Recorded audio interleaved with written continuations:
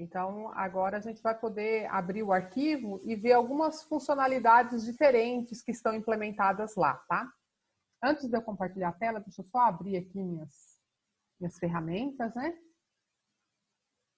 E aí a gente vai conversando sobre o que está sendo feito lá.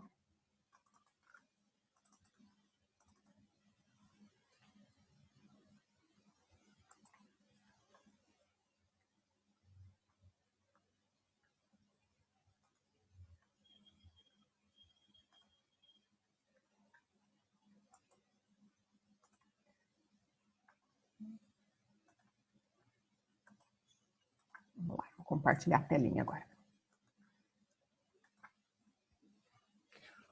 Bom, vamos começar aqui no nosso STS. Deixa eu ver se eu levanto aqui nossa aplicação, nosso back-end, né? E depois a gente vai ver passo a passo o que está sendo feito, tá?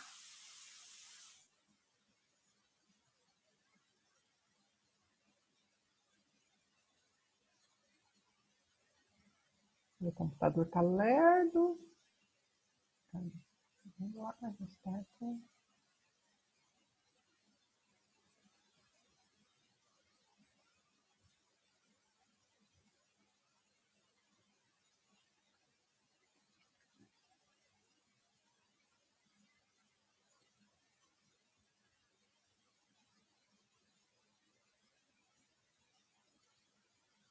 Aparentemente levantou, né? A minha tela está aparecendo para vocês, né?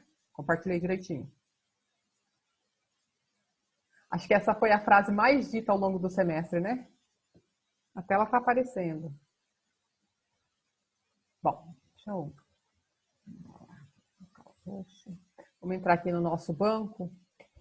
Eu quero mostrar para vocês que agora, diferentemente do que a gente tinha na aplicação da semana passada, foi criada mais uma tabela, que é a tabela de fornecedor, tá? Deixa eu rodar aqui, só para vocês verem os campos dela.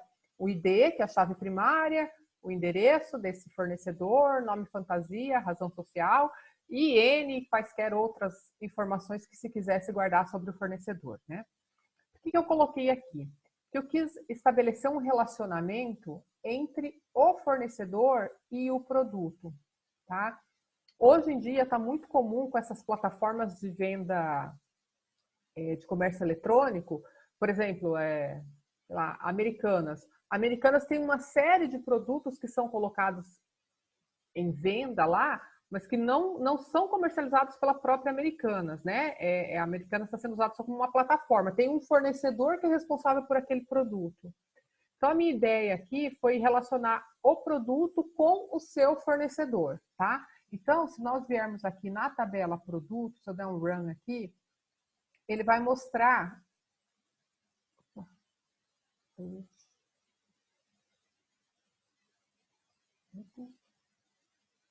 Olha, ele está mostrando aqui algumas informações importantes. O ID, que é a chave primária, isso que a gente tinha na aula passada. A descrição nós tínhamos na aula passada. Preço de venda, quantidade de estoque nós também tínhamos. Duas novas informações apareceram aqui. A primeira é esse ID do fornecedor.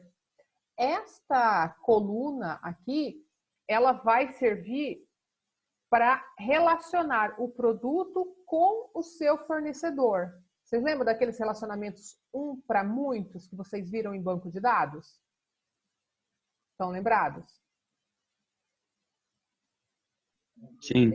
Então, a ideia é o seguinte, um produto, ele é de um único fornecedor. Agora, um fornecedor pode vender vários produtos. Então, por isso que a gente coloca a chave estrangeira aqui no produto, tá? Porque ele é o lado...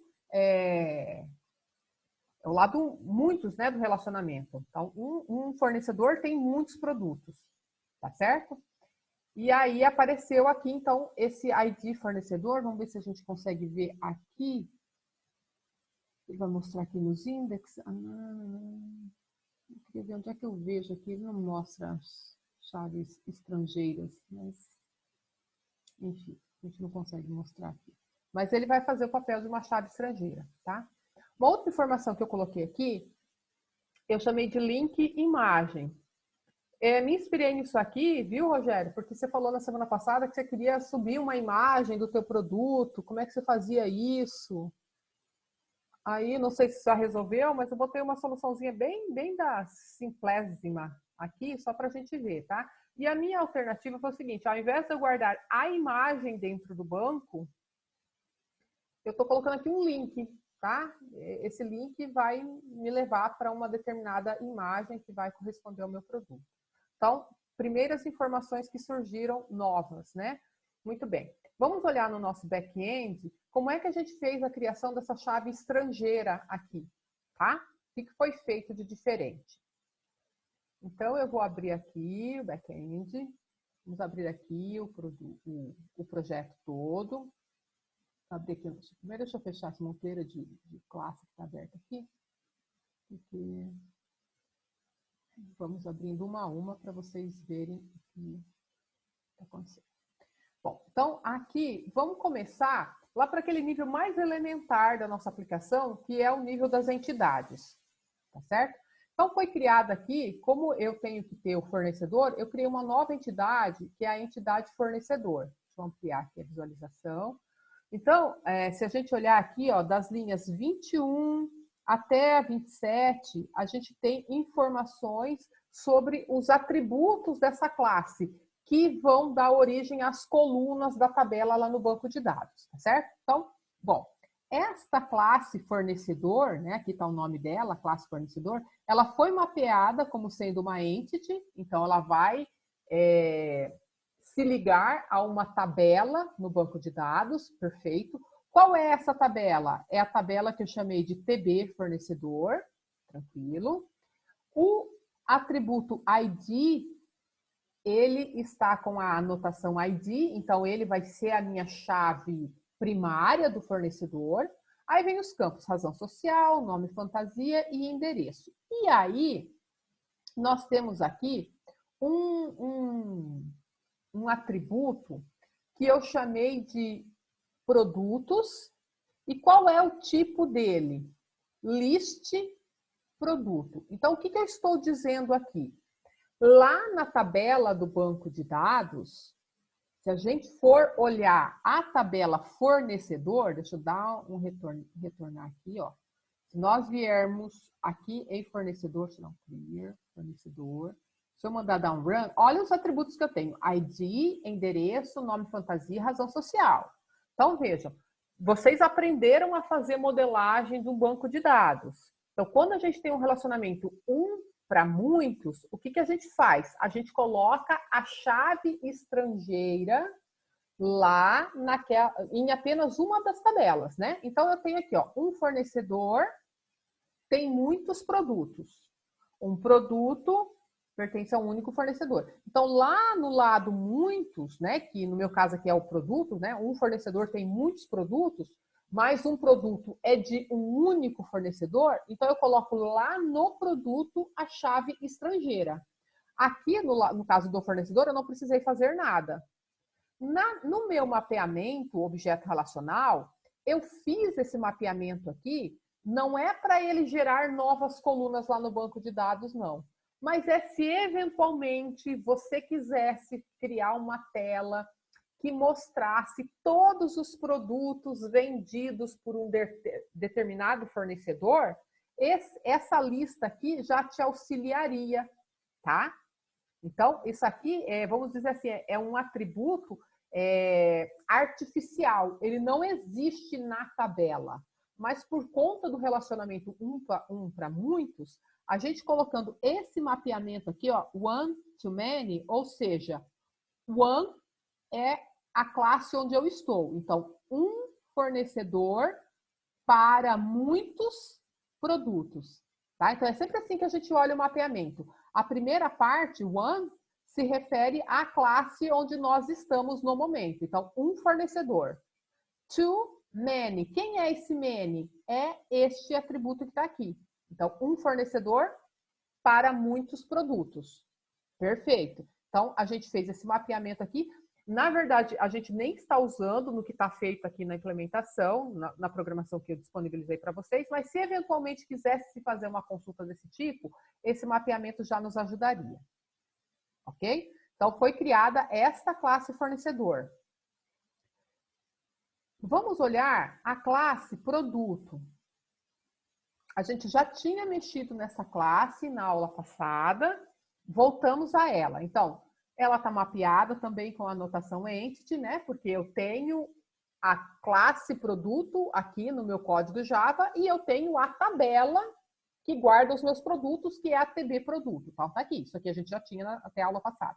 O ID é a minha chave primária, perfeito. E acrescentamos aqui, ó, na linha 23, uma anotação de relacionamento também. Então, lembra que eu falei, a primeira parte do relacionamento se refere à classe onde nós estamos. Então, eu tenho many, muitos produtos para um fornecedor. Tá certo? Então, eu tenho lá, por exemplo, chocolate, bala, que mais? Enfim, né? Sabão em pó, que é vendido pelo fornecedor Edilene. Então, um fornecedor, muitos produtos, certo? Então, a gente tem muitos produtos para um fornecedor. Então, aqui a gente mapeou o outro lado do relacionamento, né? Se eu olho do ponto de vista aqui do produto, eu vou ver, olha, muitos produtos podem estar se ligando com o mesmo fornecedor. Então, isso que foi feito aqui. O que a gente tem? Então, a anotação indicando o tipo de relacionamento, como é que o produto se liga com o fornecedor, através do relacionamento many-to-one, e como que vai ser esse relacionamento e quem vai ser chave estrangeira. Lembra que apareceu uma chave estrangeira lá na tabela produto? Como que ela apareceu lá? E por que ela tinha aquele nome ID fornecedor? Porque eu dei esse nome aqui, ó. Então, essa anotação aqui, join column, é porque eu tenho um atributo na chave primária, perdão, um atributo na chave estrangeira, que é o identificador do fornecedor que eu quero guardar lá dentro da tabela produto, tá? Então, eu coloquei, ó, join column. Como que eu vou ligar a tabela de produto ao fornecedor? Acrescentando esta coluna ID fornecedor, tá? Que ela é referenciada pela coluna ID do fornecedor. Entenderam? Então, ó, se a gente for... Oi. A gente vai precisar fazer isso no prova institucional, porque eu sei que a gente vai precisar fazer de um para muitos. Mas é obrigado a fazer igual desse jeito, Não, assim, no caso? não. Depende da aplicação que você está implementando, entendeu? Se você fez um muitos para um, provavelmente algum caso você vai fazer um para muitos. Igual eu fiz aqui, ó. Aqui eu tenho many to one, certo? Eu precisei fazer isso daqui, porque na hora que eu for cadastrar o produto, eu preciso vincular esse produto ao seu fornecedor. Então, no código que eu fiz, eu precisei desse. Aqui no fornecedor, eu só mapeei o relacionamento one-to-many, apesar de eu não ter feito nenhuma funcionalidade ainda para mostrar todos os produtos a partir do fornecedor. Mas se eu precisasse, já teria, entendeu? O que eu espero que vocês façam é o mapeamento e usem um ou outro, dependendo da aplicação que vocês estiverem implementando. Tá? No caso, só fazer isso, então, colocar anotação e Colocou a especificar. anotação, exatamente. Agora, um dos lados vai aparecer na tua aplicação, eu imagino, né? Que nem no meu aqui, eu vou usar esse lado aqui. Essa vai ficar muito claro na hora que a gente for fazer o cadastramento do produto, tá? A gente vai ver a lista de fornecedores. Aí eu vou escolher um e ele vai gravar. Tá? Mas estou mostrando aqui, além disso, tá? Tem o relacionamento many-to-many. Não vai dar tempo da gente ver isso, mas depois vocês pesquisem, né? Fazendo parte das metodologias ativas, vai ficar um para fora para vocês darem uma olhada. Que é aquela situação onde eu tenho muitos para muitos, né? Muitos elementos de uma tabela A se relacionando com muitos elementos da tabela B, né? Bom, mas então, assim, só para vocês entenderem o que é isso, tá? Então, aqui, many-to-one, para eu estabelecer o relacionamento entre produto e fornecedor. Aqui, join column, é para eu indicar quem é que vai ser a chave estrangeira. Então, a coluna nova que eu vou criar lá na tabela do produto se chama ID fornecedor. Tá? E o que eu vou colocar dentro dessa coluna ID fornecedor? Aquilo que eu encontrar lá na coluna ID da entity fornecedor, da tabela fornecedor. Ficou claro isso para vocês? Alguém se perdeu nessa história aqui do banco de dados? Porque a gente pode fazer uma tabelinha aqui e entender direitinho. Professora, Oi. para mim não ficou muito claro, tipo, como que o banco vai saber de qual classe que eu quero tirar aquele Sabe dado? por causa... É tudo uma ligação. Como é que ele sabe que ele vai pegar o ID lá da tabela fornecedor, né? Essa é a sua pergunta. Porque Isso, a porque não pegar de outra anotação... tabela. Isso. Porque a anotação está em um atributo que é do tipo fornecedor. Então, ele sabe, olha, você colocou essa anotação many-to-one e a anotação join column neste atributo aqui. Esse atributo fornecedor, ele é da classe fornecedor, que ele já sabe, a gente vai clicar aqui, que é uma entity que está associada a TB fornecedor, entendeu? Então, ele vai fazendo ligações. Você não precisa escrever tudo aqui, mas a partir do momento que você colocou uma anotação e ele sabe que esta classe aqui é uma entity, ele vai lá na entity e vê, mas você está se relacionando com qual tabela? Ah, com a TB fornecedor. Ok, então eu vou pegar o ID da tabela fornecedor e vou copiar no ID fornecedor da tabela TB produto. Entendeu? As anotações entity, elas são muito poderosas, porque uma vez que eu faço referência à classe, o meu programa sabe tudo sobre a classe e também sobre a tabela a qual ela está relacionada. Entendeu? Então, quando você coloca aqui, reference column name, ID, ele já sabe que é o ID da entity fornecedor, porque a anotação está no fornecedor, entendeu? E na hora que você coloca aqui name ID fornecedor, ele sabe que essa coluna vai para a tabela TB produto, porque você está modelando dentro da classe produto, que é uma entity.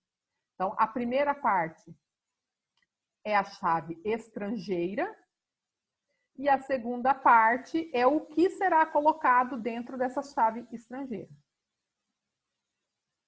Tá? Vamos ver se eu consigo fazer um desenho aqui, uma tabelinha.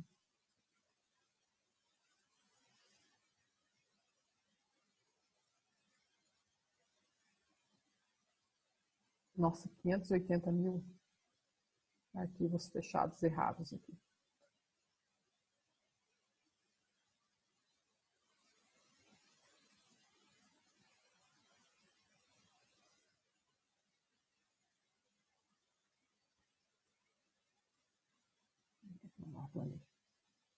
Então, vamos supor que a gente tem aqui a TB produtos, tá? Deixa eu aumentar um pouquinho, tá melhor.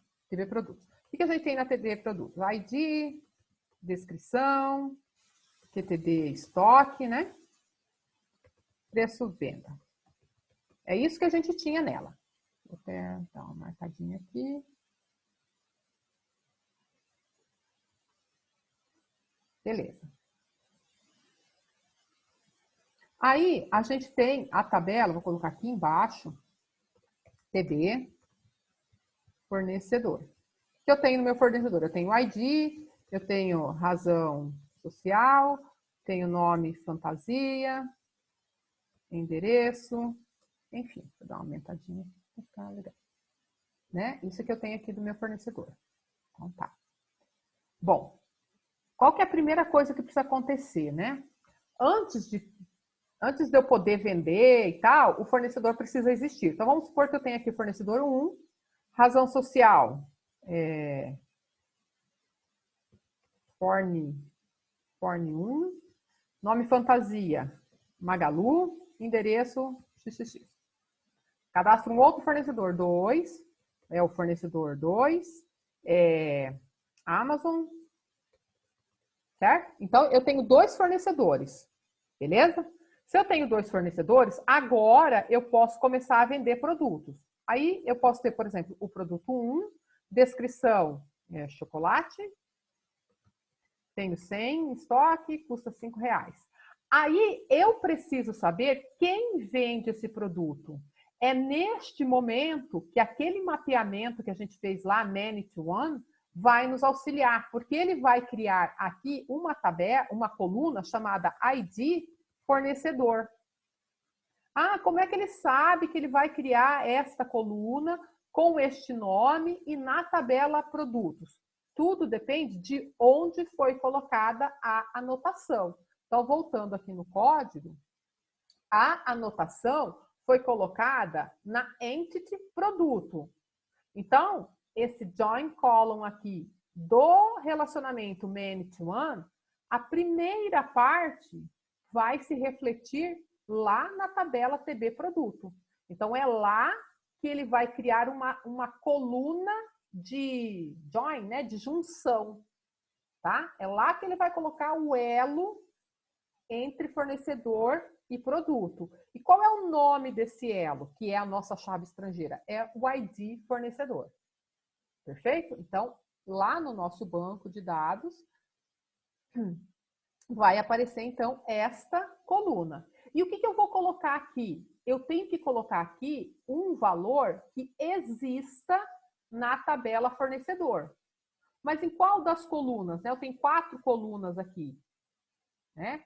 Bom, primeiro, como é que ele sabe que ele vai colocar alguma coisa aqui oriundo da tabela fornecedor, né? Imagina que eu tenha 50 entities mapeadas no meu projeto. Como é que ele sabe que esse campo aqui vem da tabela fornecedor? Também por causa do local onde eu fiz a anotação. A anotação join column foi colocado neste atributo fornecedor, que é do tipo fornecedor. Então, se nós vamos até a entity fornecedor, a gente vê que ela está mapeando a tabela TB fornecedor. Então, não tem jeito. O valor que eu vou colocar lá naquela coluna nova é oriundo da tabela fornecedor. Perfeito. Só que se nós olharmos aqui para a nossa tabela fornecedor, a gente tem 4 colunas. Qual destas colunas eu vou colocar aqui dentro? Bom, a gente já sabe que, por conta de ser um integer, né? Esse ID aqui tem que ser um valor numérico, mas independentemente disso, a gente sabe que está vindo aqui por causa dessa anotação que está colocada aqui, ó. Reference column name. Se eu não colocasse essa partezinha aqui, ela é opcional, tá? Se eu não colocar, ainda assim é o ID do fornecedor que vai para lá, porque a JPA sabe que isso daqui é um relacionamento muitos para um, então vai ter que aparecer uma chave estrangeira. E quem que é a chave estrangeira? É sempre o valor que é chave primária na outra tabela, né? Voltando aqui e traduzindo o que eu falei, né? Quem é aqui, ó, aqui esse ID fornecedor, ele é uma FK, né? Uma foreign key, é uma chave estrangeira. Aqui, porque aqui eu estou na tabela produto. Agora, o valor que eu coloco aqui na chave estrangeira, ele é chave primária em outra tabela. Então, aqui em TB fornecedor, o ID é PK, é primary key. Então, aqui esse 1 é chave primária. Aqui no fornecedor, se eu colocar esse 1, ele aqui é entendido como chave estrangeira. Então, sempre que a gente faz um mapeamento many to one, em que eu estou relacionando, né, uma tabela com uma ocorrência de uma tabela com muitas ocorrências em outra tabela, o que a gente está fazendo? A gente está criando uma coluna para ser chave estrangeira. E o que eu tenho que colocar aqui na chave estrangeira? Um valor que seja chave primária na outra ponta do relacionamento. Tá? Então, eu coloquei aqui para ficar bem explícito para vocês, porque a gente está vendo pela primeira vez esse mapeamento, né? Para ficar bem explícito que ele está colocando dentro do ID fornecedor o valor que ele encontra no ID da tabela fornecedor. Se eu não tivesse colocado isto daqui, ele faria a mesma coisa, porque ele olharia para a entity fornecedor, veria quem é que está marcado lá com a anotação ID e colocaria aqui na chave estrangeira. Tá? Então, aqui foi um preciosismo, só para ficar bem claro o que está acontecendo. Tá? E foi este mapeamento aqui que gerou para nós, no nosso banco de dados,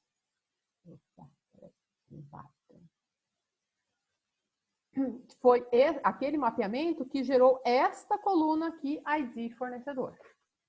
Tá? Beleza? Professora, mas por exemplo, no meu caso, eu eu só preciso de uma tabela. Se eu colocar mesmo assim uma relação de um para muitos, ainda vale, mesmo que eu não tenha outra tabela? Você só tem uma tabela. Qual é a tabela sua? É a de medicamento? Medicamentos, né? Você não tem um fabricante do Não, medicamento? porque os fabricantes, a única coisa, a informação que tem deles é só o nome mesmo. Tô pensando aqui. Você podia criar uma tabela só com o nome, né? Só para efeito de exercício, entendeu? Posso fazer isso mesmo. Né? Assim, como é só o nome, né? Fala assim, não precisaria e tal, ter. Às vezes a gente abre mão realmente dessa questão de modelagem do banco quando é uma informação muito pequenininha, né? Mas só para exercício mesmo, tá, Salef? Acho que Ok. ficaria bom. Tá? Bom, então, essa foi a primeira mudança que a gente fez. Então, criamos aqui uma tabela fornecedor, identificamos quem que é a chave primária dela, fizemos aqui a marcação, a anotação, dizendo que ela é uma entity, e qual é a tabela a qual ela está se relacionando. Fizemos isso por quê? Porque eu acrescentei ao produto a indicação de quem é o fornecedor deste produto. E aí, por força de uma regra de negócio, né, que fique muito bem claro, tudo depende da regra de negócio. Então, aqui, essa aplicação é uma aplicação hipotética, né? Não vai ser vendida para um supermercado real, saiu de dentro da minha cabeça que não entendo lufas de supermercado. Mas eu imaginei que o produto só poderia ser vendido por um único fornecedor. Então, daí cabe o relacionamento muito para muitos. Mas há situações, e eu acredito que na maioria das situações de supermercado, um mesmo produto possa ser comprado de vários fornecedores. Aí é outra história, tá? Aí o desenvolvedor tem que pensar diferente, tá? Só para vocês entenderem que a nossa regra de negócio aqui é essa. Um produto só é vendido por um único fornecedor. Feito isso, o que aconteceu? Aí foram criadas todas aquelas outras classes para eu poder manipular a entity fornecedor, né? Então, eu vou precisar cadastrar o fornecedor para depois poder fazer o cadastramento de produtos, né? Então, a gente saiu daqui da entity, aí a gente fez também uma fornecedor repository, tá aqui, ó, que é igualzinha das outras, né? Então, eu fiz aqui, é uma interface, fornecedor repository, extends JPA repository, coloquei aqui qual é a classe, né? E por consequência, qual é a tabela que vai estar sendo manipulada e qual é o tipo da chave primária. Então, tranquilo.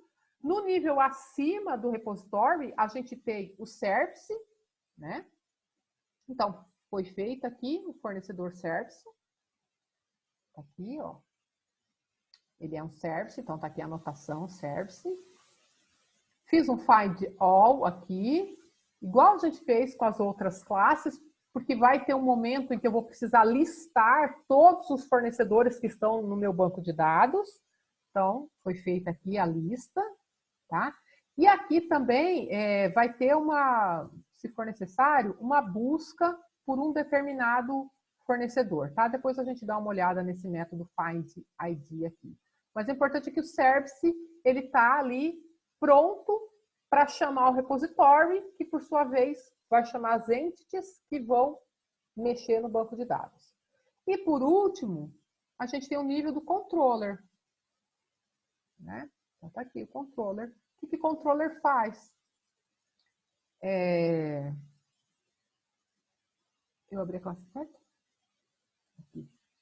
Aqui. O controller, o que ele faz? Ele é um REST controller, porque aqui é um endpoint, né? Então, eu posso chamar funcionalidades da minha API via essa classe. Como é que ela está mapeada, né? Se eu quiser fazer uma requisição, eu vou colocar o nome do meu servidor, por exemplo, o localhost, a porta, que a gente está usando, 8080, /fornecedores. Ele vai cair aqui. e alguma dessas funcionalidades serão executadas dependendo do que eu precisar. O controller usa o service, e aqui ele tem um get, que é aquele responsável por gerar para mim a lista dos fornecedores, e aqui ele tem um get, e isso aqui é bem interessante. Quando a gente fizer um método e fizer uma anotação assim, ó, get mapping, e colocar value barra e essa parte-chave, significa que, por exemplo, eu poderia colocar lá no navegador, eu poderia colocar localhost 2.8080 barra fornecedores barra e um código. Na hora que eu colocar o código, por exemplo, ele vai listar para mim tudo aquilo que o fornecedor de código 1 tem, tá? Daqui a pouquinho a gente faz esse teste. Eu posso simular isso lá na barra de navegação. Então, é um get, mas não é um get que vai pegar todos os fornecedores. Ele vai pegar um fornecedor apenas, dependendo do código que eu informar aqui. Tá? Então, o ID entra aqui. Obviamente, esse ID que eu coloco na barra de endereços, ele vai parar aqui, ó, como sendo um atributo, né, um parâmetro do meu método, e na hora de eu fazer o find, que é uma busca, né, eu vou procurar lá no banco alguém cujo ID seja igual ao conteúdo dessa variávelzinha ID. Aí, a hora que ele encontrar, ele devolve para mim, o fornecedor. Tá certo? Vamos, eu acho que eu já iniciei a aplicação, já. Deixa eu pegar aqui um código de inserção que eu tenho aqui. Vou pegar aqui.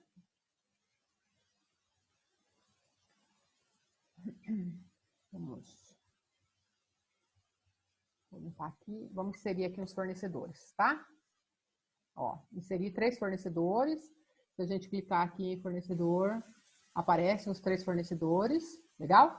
Aí, vamos colocar aqui localhost. A gente mapeou lá como sendo fornecedores, né? Se a gente voltar aqui, ó, no nosso código, aqui, ó, o endpoint é fornecedores. E esse get aqui, ele vai funcionar com o acréscimo barra e um código e um ID. Então, vamos colocar lá na barra de endereço, vamos ver o que acontece. Fornecedores barra 1. Aqui, ó. ID 1, razão social, tal. Nome fantasia Magalu, endereço São Paulo. Vamos colocar aqui 2. Aí ele pega outro fornecedor que eu tenha. Tá certo? Vamos colocar o 3. Acho que eu cadastrei 3, né? 3.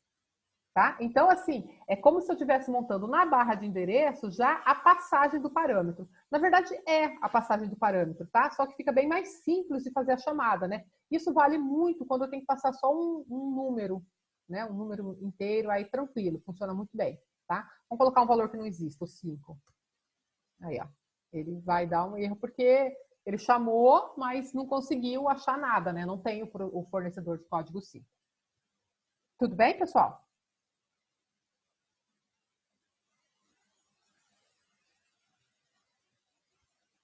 Acho que sim, né? Vocês estão quietinhos. Beleza. Sim. Ah, e aí, deixa eu mostrar aqui. Vamos ver o que apareceu aqui no console. Tá vendo que deu erro? Deu erro por quê? Porque não achou, né? Aqui, ó. Não achou, ó, nenhum valor presente, né? Aquele código que eu passei, ele não achou. Esse tipo de erro aqui é porque, assim, não fiz um tratamento, né, de erro. Só tem o caminho feliz implementado aqui nas consultas, tá? Obviamente, depois a gente pode fazer a implementação de várias outras verificações, né? Antes de chegar lá no servidor, você verifica se o código existe ou não, depois você faz a busca. Tá bom?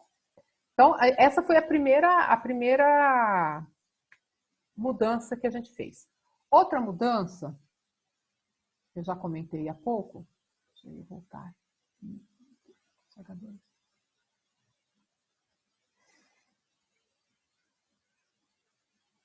Começou aquela coisa de não deixar mudar de página. Só um minutinho. Muda a página.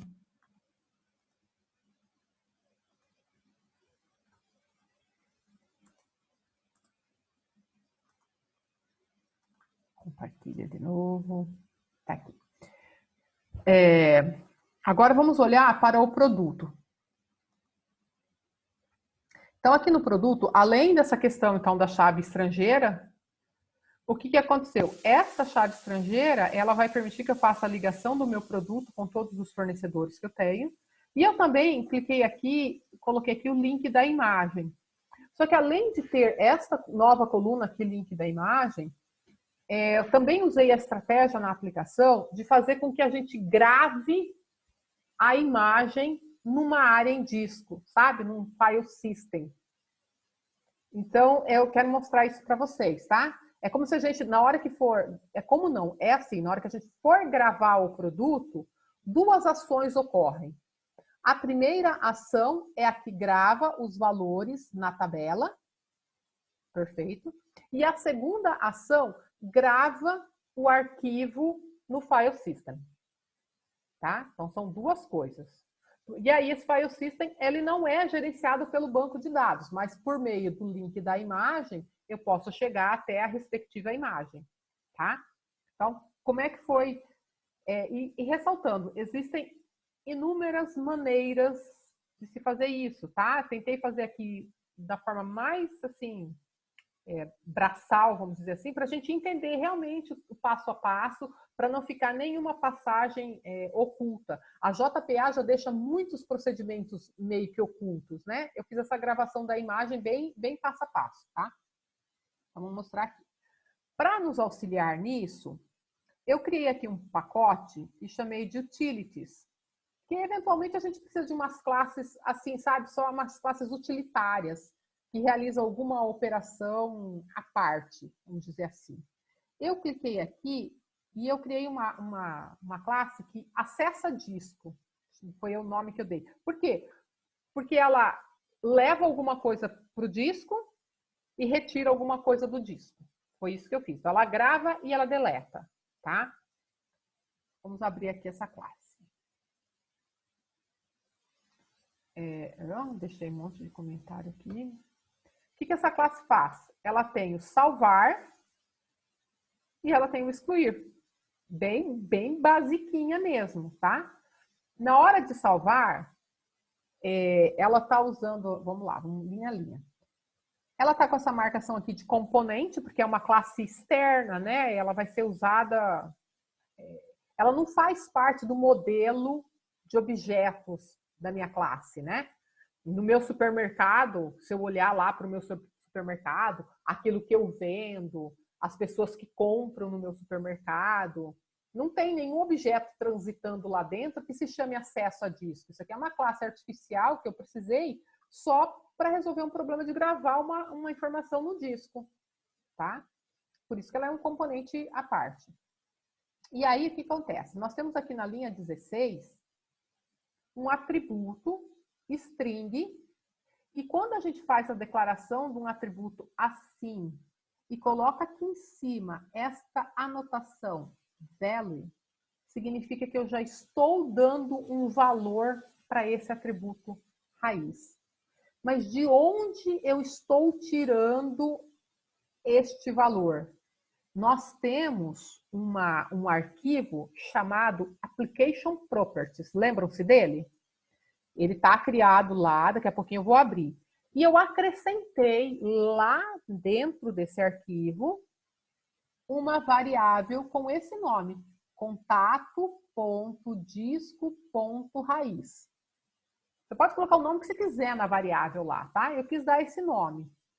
E aí, eu dei um valor para ela. Então, isso aqui é como se fosse uma variável. E lá no arquivo application.properties, eu dei um nome, eu dei um valor para ela.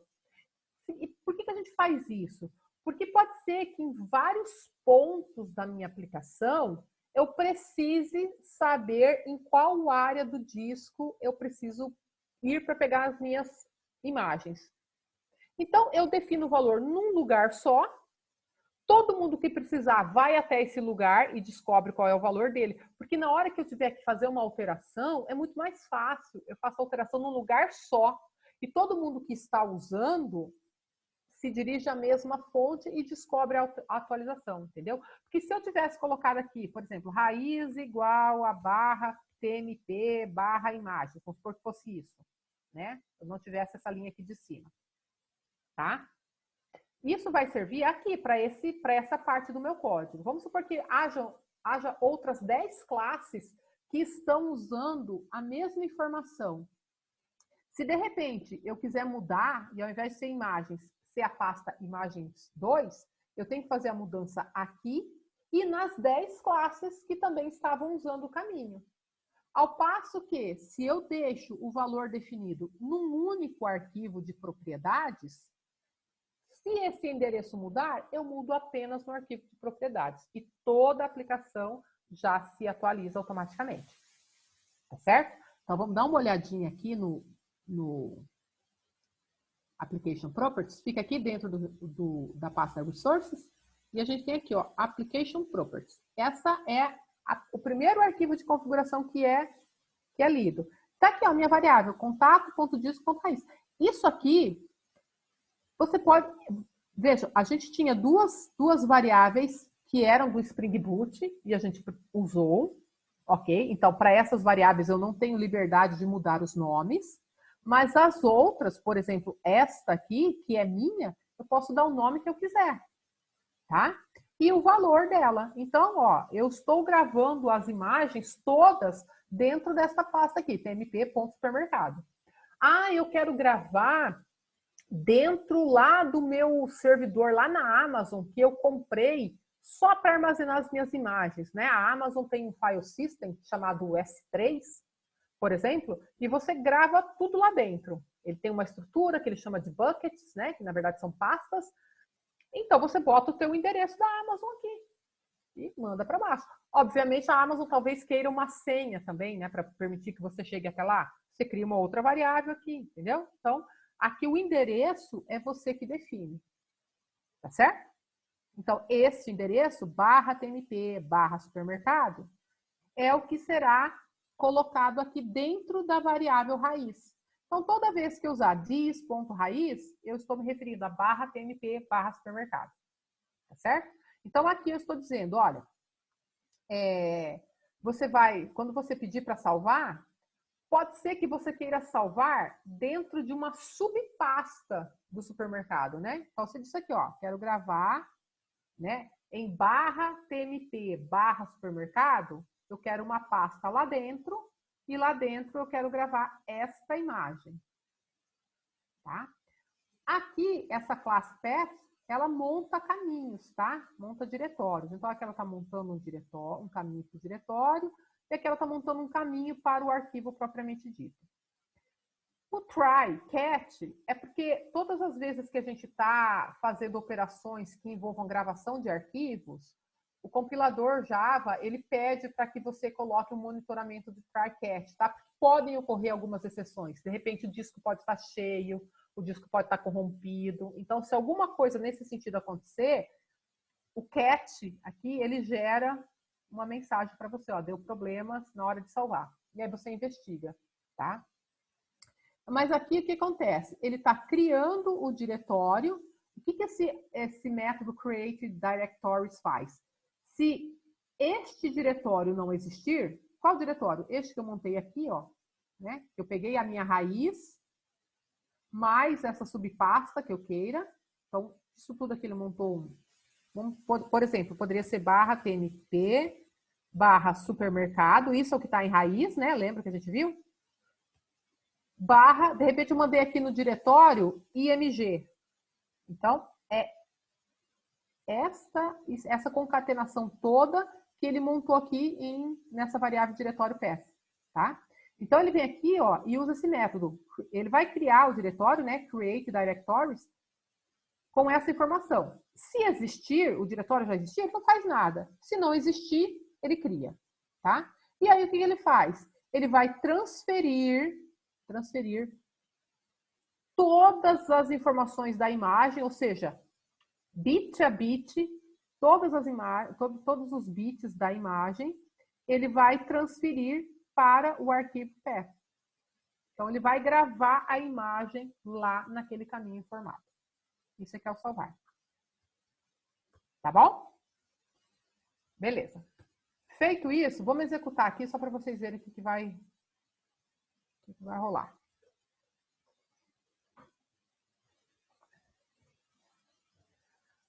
Para o compartilhamento para mudar de tela. Aqui.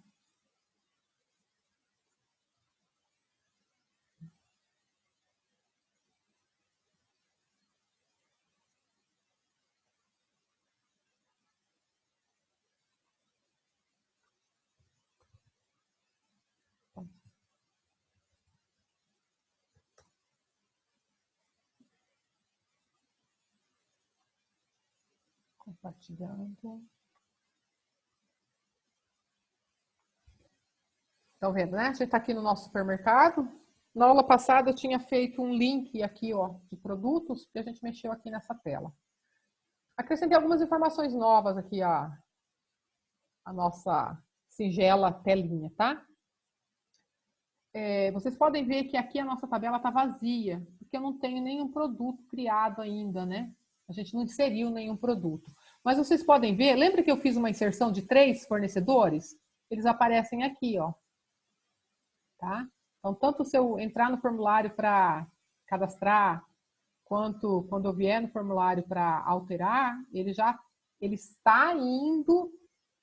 Veja, ele chamou o get do controller, lá da classe fornecedor controller. Lá tem um método get que vai passando por todas as camadas da nossa arquitetura até chegar na tabela. Chega na tabela, pega todos os fornecedores que estão lá e traz de volta até que eles montem aqui esse select do meu HTML, tá? A gente vai ver esse passo a passo. E aqui a gente tem, por exemplo, então, a possibilidade de fazer o cadastro de produtos. Vamos cadastrar vários produtos aqui. Vamos cadastrar aqui o papel, tá? Descrição do meu produto. Quantidade em estoque, sei lá, vou colocar 10 quantidades em estoque. Preço, vou colocar 4,87. Tá? Aqui, o fornecedor. Eu quero que seja Magalu. Se eu não quiser, eu escolho outro. Por exemplo, o Submarino. Tá? Aqui, escolher o arquivo. Então, aqui, esse botão aqui é um input do tipo file e ele permite que eu escolha aqui uma imagem. Vamos ver onde é que eu tenho uma imagem aqui. Vou pegar uma fotinha minha, tá? Deveria ter separado. Peguei uma imagem e mando cadastrar. Isso aqui foi um alert que eu coloquei aqui só para vocês verem que ele foi cadastrado mesmo. O que significa isso? Quando eu cliquei aqui no cadastrar, eu invoquei o método da API, o método insert, passando todos esses atributos. O método fez a inserção no banco e devolveu como resultado os dados que eu realmente cadastrei, tá? Então, vejam, ele está mostrando aqui, ó, o ID. Então, eu não informei o ID aqui, certo? Ele gerou automaticamente para mim o ID, a descrição, o preço de venda, 4,87, a quantidade em estoque, o link da imagem, eu coloquei só o nome da foto, que eu posso fazer uma concatenação entre aquela variável raiz e a imagem, né? Se eu quiser precisar dela. E o fornecedor, como o fornecedor, ele é uma classe, né? Ele trouxe todas as informações do fornecedor, ó. Como eu escolhi o Submarino, né? O ID dele é o 2, né? O nome fantasia Submarino e tal. Então, esse alerta aqui eu coloquei só para a gente ver o que veio como retorno, tá? Vou dar um OK. Se eu atualizar aqui a minha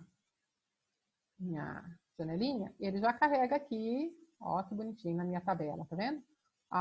Os produtos que eu tenho. Vamos cadastrar mais um? Tá.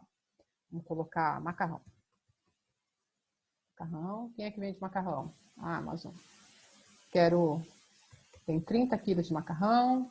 O macarrão custa 8,76. E a gente vai escolher uma imagem qualquer. Macarrão caro, hein, professora? Macarrãozinho caro, né? Outra fotinha. Ele tá caro, né, esse macarrão? Look. É importado. Aí dou um cadastrar. Ó, foi lá. Opa, agora deu um... por que deu um erro, ó? Porque eu coloquei vírgula aqui, tá vendo? Então, vamos lá, vamos acertar aqui. Ponto. Veja, como eu falei, o meu form aqui, ele não está tratando nada de erro, né? Então, estou fazendo o caminho feliz. Põe os dados tudo certinho e vai dar tudo certo. Vamos dar um cadastrar. Ó, legal, ele cadastrou o produto 2, macarrão, tá aqui o preço, tal, tal, tal.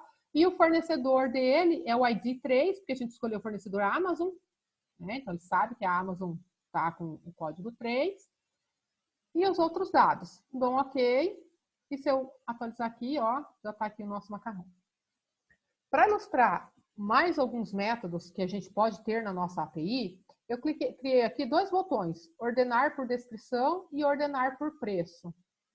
Se eu clicar no ordenar por descrição, ele vai colocar esses 2 produtos em ordem alfabética, em ordem crescente, tá? Então, o M é antes do P, né? Então, vai colocar macarrão, depois papel, ó. Macarrão, papel. Tá? Se eu clicar no ordenar por preço, é que aqui ficou sem graça, porque ele vai ordenar por preço de forma decrescente, tá? Então, o mais caro ficaria no começo. Como já está, a hora que eu clicar aqui, vocês não vão ver mudança, tá? Mas ele faz a ordenação. Vamos cadastrar mais um produto, só para... Vamos colocar aqui um refri. Magalu vende refri mesmo. 2 refris. Quanto tá o refri? 5,32. Não, tá bom. Vamos escolher aqui uma imagenzinha qualquer. Posso colocar qualquer imagem aqui, tá? Qualquer arquivo. Vou dar um cadastrar, ó, cadastrou o ID 3, tá vendo? Dou OK. Vou recarregar aqui a página. Beleza. Se eu clicar aqui no ordenar por preço, ele vai colocar macarrão, refri e papel. Olha lá, macarrão, refri e papel. Colocou em ordem decrescente. Por quê? Porque eu criei métodos da API lá no controller, tá? Lá ele está invocando métodos. Tem um método que ordena por descrição de forma ascendente e tem um método que ordena por preço de forma descendente. Vou mostrar isso para vocês lá. Tudo bem? Então, vamos dar uma olhada nisso aqui. Primeiro nas ordenações, tá?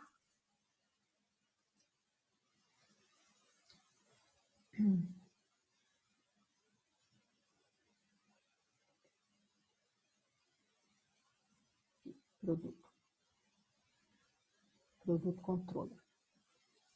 Eu deixei aqui, ó, da linha 40 até a linha 48, um método comentado, que é aquela versão que a gente inseria produto sem a imagem e sem fornecedor, tá? A versão antiga. Eu deixei aí só para fins históricos. Eu quero mostrar aqui as ordenações, ó. Então, aqui eu tenho um get. Então, se eu colocar lá, se lá na minha URL eu colocar localhost 8080 barra produtos, que esse é o request map, né? Barra produtos, barra ordenar by descrição ASCII. Eu que dei esse nome aqui, podia ser qualquer coisa, tá? Eu vou ordenar a lista pela descrição de forma ascendente. O legal da JPA é que ela permite que eu construa o nome do método de acordo com o nome do meu atributo. Se meu atributo fosse blá, blá, blá, aqui seria find all by order by blá, blá, blá, ASCII. Tá? Então, a forma como você vai fazer a busca é de acordo com o atributo que vai te importar. Então, você pode usar o seu próprio atributo aqui. E internamente, por conta de todos esses mapeamentos que a gente já fez na nossa classe, ele já vai saber, olha, você está trabalhando com variáveis que vão gerar uma lista de produto DTO. A lista de produto DTO, por sua vez, conversa com produto, que tem a anotação entity. Então, ele já sabe que ele tem que pegar a descrição do produto, tá? Então, é muito interessante isso, porque a gente pode fazer documentação, né? Nosso código já vai ficando documentado, fica muito mais claro. Ó. Eu estou procurando todos os registros que estão na minha tabela, por ordem, eu quero ordenar, mas como que eu quero ordenar? Eu quero ordenar pela descrição de forma ascendente, tá certo? E aí ele repassa. Lá no service eu vou ter um método assim e ele vai descendo todos os níveis até montar a minha listinha.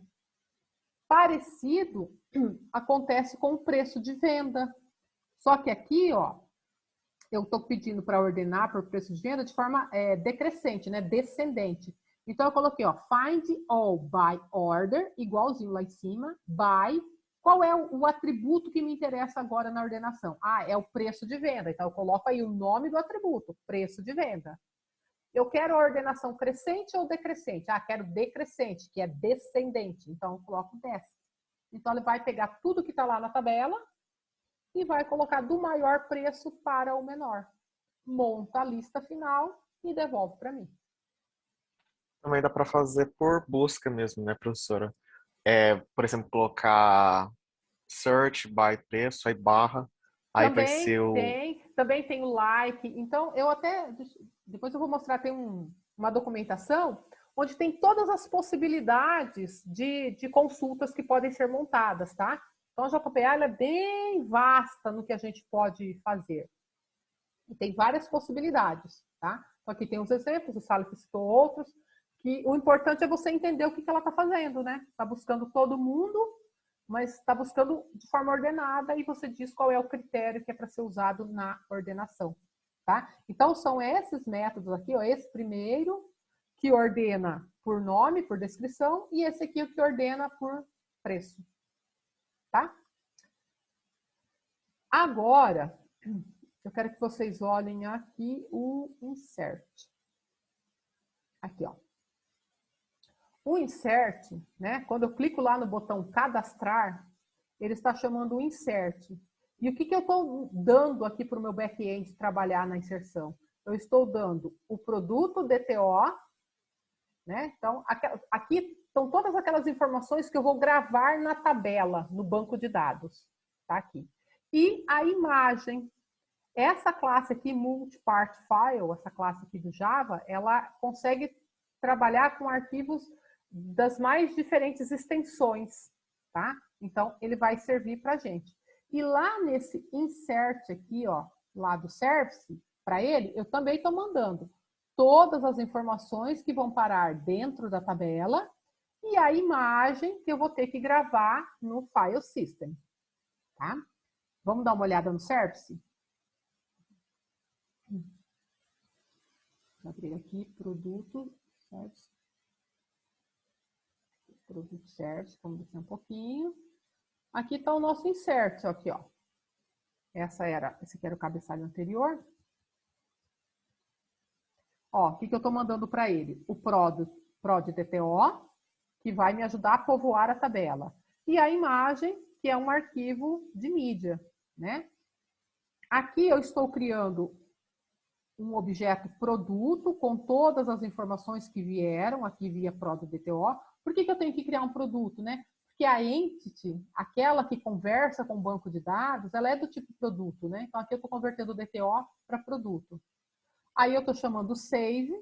Esse aqui é o momento em que eu chamo, né? Todos os serviços são executados para eu gravar os dados lá na tabela. E depois eu vou chamar o método salvar. Lembra aquela classe acessa disco que eu comentei há pouco? Então, ó, eu estou mandando salvar. Quem que está fazendo esse salvamento? É o objeto acesso. Se a gente voltar aqui em cima, o acesso, essa variável aqui, ela é do tipo acessa disco, que é aquela classe que eu mostrei há pouco para vocês, né? Essa classe que acessa disco. Então, quando eu chamar o salvar, eu estou pedindo para ele executar isso aqui. Tá certo? Mas vamos voltar aqui, ó. Opa, cadê?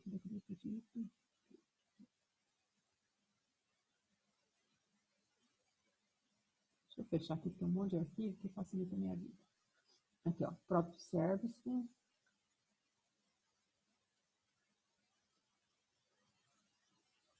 Aqui, estávamos aqui. Então, acesso.salvar. Olha dois parâmetros que eu estou mandando. O primeiro parâmetro é a subpasta. Então, eu tinha configurado lá no arquivo application.properties /tmp/supermercado. Beleza. Agora, como eu estou mandando essa primeira informação, significa que ele vai criar uma subpasta. Então, vai ficar /tmp, /supermercados, /imagem-produtos. E é lá dentro que ele vai gravar a imagem que foi mandada. certo? Para vocês conferirem, deixa eu ver se a gente consegue abrir aqui uma nova janela. Vou mostrar aqui para vocês. TMP, ó, dentro do PNO tem uma monta, aqui, ó, supermercado, imagem, produtos, ele criou, e aqui tem um monte de classes que foram, né, de imagens que foram trazidas para cá. Tá? Voltando aqui. Então, quem fez isso foi esse método salvar da classe acesso a disco. Perfeito?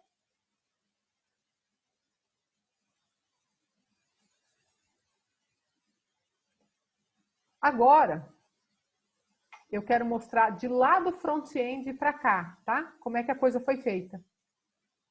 Para ficar bem, o caminho ficar bem entendido. Então, vamos lá. Aqui a gente tem... Aqui a gente tem a nossa página produtos.html, né? Que é aquela página onde eu estou fazendo todas as manipulações do produto. O que foi feito lá?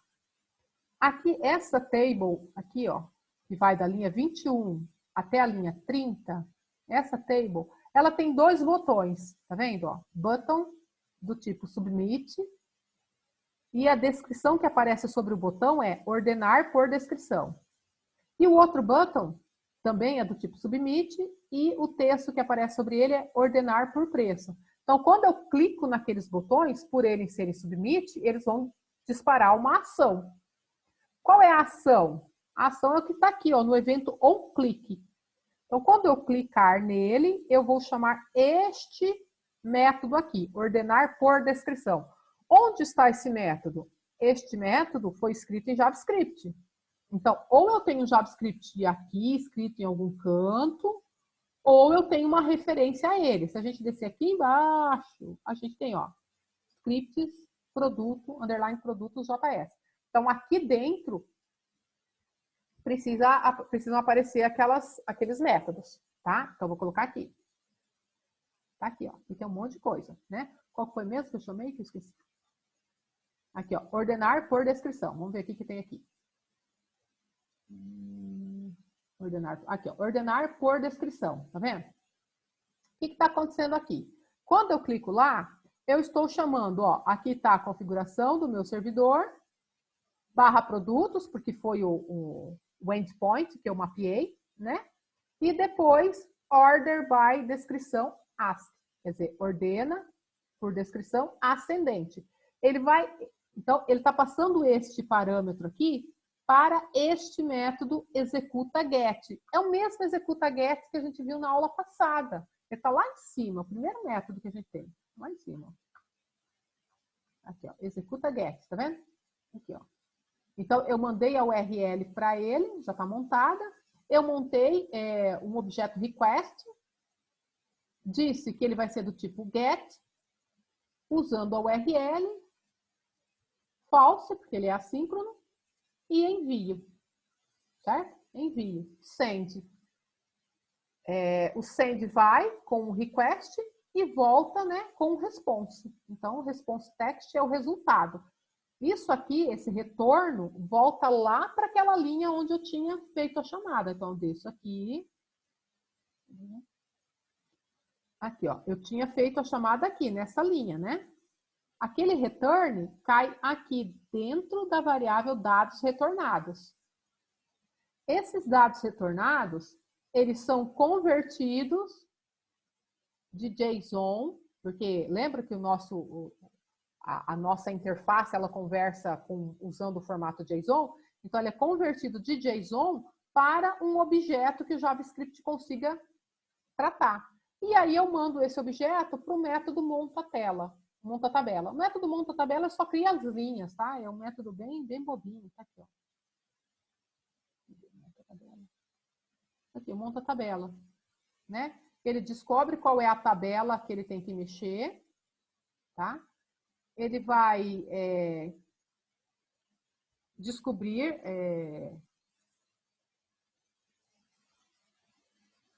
os valores da minha tabela, né? Quais são as linhas da minha tabela, o TR, né? Quais são as linhas. da minha tabela. Porque se eu clicasse toda hora no botão e ele chamasse o monta tabela e ele só fosse acrescentando, só fosse fazendo o append, eu ia criar várias linhas repetidas. Então, toda vez que eu chamo monta tabela, ele remove todas as linhas que já existem lá. Então, esse for aqui remove as linhas existentes. E aí, esta linha 61 aqui é um for each. Ele vai rodar essas linhas várias vezes, a depender da quantidade de produtos que está aqui. Então, se o meu get devolveu, por exemplo, 3 produtos, esse for vai rodar 3 vezes. Se o meu get devolveu um produto, o for vai rodar uma vez. E cada vez que ele passar por aqui, o objeto da lista é copiado para element. Tá? Então, cada vez que ele passa aqui, o element está representando um dos elementos da lista. É um forzinho normal, né? E aí ele cria os elementos TR e TD, né? Que são as linhas. Então, ele cria uma linha nova e dentro dessa linha, cada coluna é um TD. Então, ele cria uma coluna para o ID, cria uma coluna para descrição, uma para o estoque, uma para preço de venda, uma para o botão visualizar, uma para o botão alterar, uma para o botão excluir, tá? Preenche o conteúdo de cada um desses elementos para a coluna não ficar vazia, né? E aqui ele está criando os 3 botõezinhos e acrescenta as colunas, a linha, e depois acrescenta, na linha 84, acrescenta a linha à tabela. Certo? Então, na linha da 58 a 60, ele remove todas as linhas que estavam lá e que não me interessam. E da linha 61 até a linha 85, ele recria as linhas na ordem indicada. Então, se eu pedir para ordenar por descrição, ele vai montar na ordem pedida. Tá? Se nós olharmos o outro get, aqui, ó, ordenar por preço, que é o outro botãozinho, ele está chamando ó, o mesmo servidor, o mesmo endpoint, que é produtos, só que agora o outro método, o outro mapeamento. Então, ele vai lá naquele outro método que foi mapeado com order by preço vendas desk. Esse endereço é usado pelo método executa_get, é o mesmo método que a gente viu há pouco. O retorno do método executa_get vai parar dentro de dados retornados, certo? Eu converto esses dados retornados de JSON para um objeto que o JavaScript consiga tratar e passo ele para monta tabela, que é aquele mesmo método. Aí o que o monta tabela vai fazer? Vai apagar as linhas que estão lá e vai criar novas linhas de acordo com a ordenação que eu fiz. Tudo bem?